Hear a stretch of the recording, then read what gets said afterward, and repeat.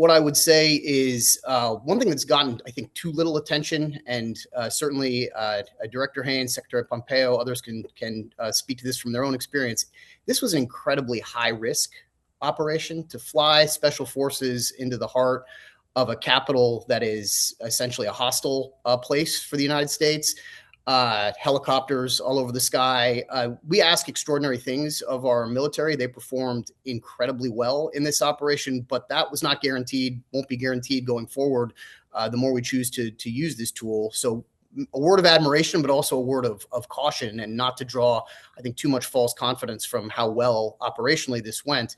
Second, I think we're going to look back at Saturday afternoon when President gave his news conference as a really fateful moment in this whole experience. I don't support the military intervention, mainly because I don't think the reward for the United States was worth the risk that we took. But that, I think, is a reasonable debate. But the president did two things in that news conference that I think are going to be very hard to take back and that are going to cause real problems for the administration. One, he said the United States is now running Venezuela. And when other officials have tried to back away from that, he has sort of reasserted it. No, we are in charge. And that means we are in charge of everything that flows from this action that we took, even from offshore.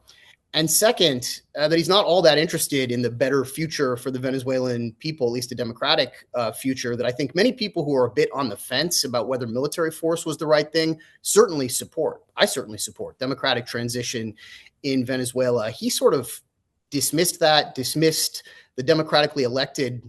Our administration believed, I think his administration believes, president of Venezuela, Edmundo González, dismissed María Corina Machado, the Nobel laureate, and hasn't really come back around to the idea that actually these are the people who should be running things, as opposed to Maduro's deputy, Delcy Rodriguez, who is still in charge. So I worry about not just the message that it was sending, but also what that means in terms of the U.S. approach going forward. And that's before we even get the signal that it sends to the rest of the world that it's okay to do these things as long as they're in your backyard.